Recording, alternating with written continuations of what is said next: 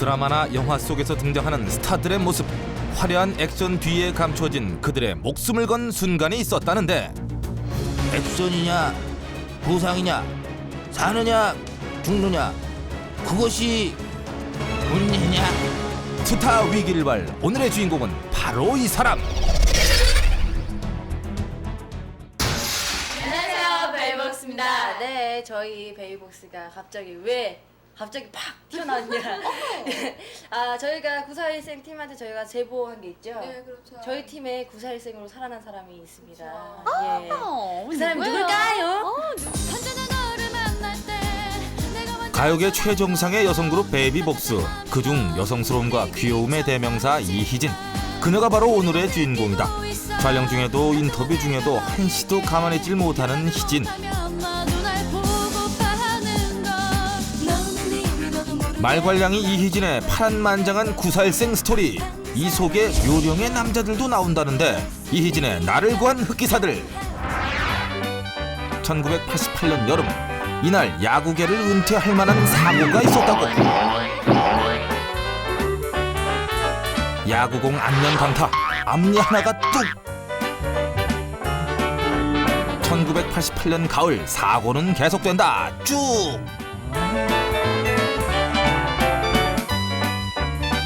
무섭게 달려오는 희진의 모습, 오빠들마저 즐겁을 하고, 그것은 말뚝박기. 붕 날아앉는 그 순간 추락, 나머지 앞니마저 뚝. 그러나 이것은 세 발의 피, 시작에 불과했으니. 이런 사소한 사고가 있기 2년 전 1986년 여름, 이날 희진은 자신의 94일생 인생의 역사적인 한 획을 긋게 됐다고. 찾는 거 아니야? 야, 안 되겠어. 내가 내려갔다 올게. 응? 저도 가져올 게 있는데 같이 내려가요. 그래? 응. 저 희진아, 여기서 오빠들하고 놀고 있어. 부모님은 늦게 출발한 이모네를 마중하러 가고 아이들만 남은 사이, 물놀이에 신난 오빠와 사촌 오빠. 물에 들어오지 않고 웬일로 다소곳이 앉아있는 희진에게 장난을 거는데, 너 수영 못하지? 아니야, 당연히 못하지. 희진이 당연히 못해. 아니야, 할 줄 알아. 수영 못하네, 수영 못하네. 오빠와 사촌 오빠는 틈만 나면 이렇게 희진을 놀려댔고, 계곡으로 물놀이를 갔는데 그때 아직도 사진이 있어요. 다 멤버들도 본 사진이거든요. 이렇게 큰 선글라스 끼고 말도 안 되는 비키니 입은 옷이 있어요. 그때였는데 수영 못하는데 오빠들이 이제 장난으로 막 놀리는 거야. 수영도 못한다고. 그래가지고 나도 할 수 있어 그랬거든요. 제가 좀 깍쟁이였어요, 어렸을 때. 그래서 나도 할 수 있어 막 욕하면서 막 그랬는데, 오빠들의 놀림이 화가 됐다. 나도 수영 조금 할 수 있는데. 희진, 오빠들 곁에서 떨어져 혼자 물놀이를 하고, 약간은 무서워 처음에는 물가에서 첨벙첨벙하는 정도였다. 그런데 언뜻 보기에 물속이 환하게 보일 정도로 얕아 보이는 물. 점점 물가를 벗어나 안쪽으로 들어가기 시작하고, 어린 희진. 이 순간까지 자신에게 다가오는 위험을 짐작도 하지 못했다. 그 순간 두 길이 넘는 깊은 계곡은 순식간에 희진의 몸을 쑥 빨아들였다. 어떻게든 빠져나가기 위해 발버둥을 치지만 그럴수록 계곡물은 물귀신처럼 희진을 물속으로 끌고 들어갔다.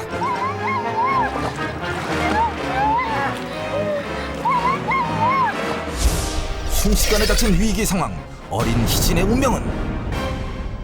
아니, 이름 말할 수가 없어요. 정말 무서웠어요, 그때는. 근데 꼭 올라갈 수 있을 거, 왜냐면 이렇게 눈을 딱 떴을 때 올라갈 수 있을 것 같더라고요. 그러니까 진짜 지푸라기 하나만 있으면 살 심정. 딱 그때 그랬는데, 밖에서는 물속에 들어가면 소리가 잘 안 들리잖아요. 웅웅 소리가 들리더라고. 오빠들이 막 웃으면서 깔깔대면서. 숨 막힐 듯 지나가는 1분 1초. 하지만 이 상황을 아는 사람은 아무도 없었다. 저거 희진의 모자 아니야? 그런데 홀로 떠내려온 모자를 발견한 사촌 오빠. 그때 오빠들은 희진이 없음을 알아채고 정신없이 찾기 시작하고, 하지만 희진의 모습은 어디에도 보이지 않았다. 이 순간 희진은 마지막 사력을 다하고 있었고, 물 바닥까지 가라앉은 희진이 쉽사리 오빠들 눈에 뜰 리 없었다. 오빠들의 애타는 외침에도 폐까지 차오는 물에 희진은 대답조차 할 수 없었다. 수영이 도대체 어디 간 거야? 희진아! 그 순간 오빠들의 눈에 띈 것은 마지막 힘을 다한 희진의 손짓이었다. 오빠들이지만 아직 어린 아이들, 과연 어떻게 구할 수 있었을까? 희진의 생명이 달린 짧은 순간 수영을 제일 잘하는 큰 사촌 오빠가 물로 뛰어들었다.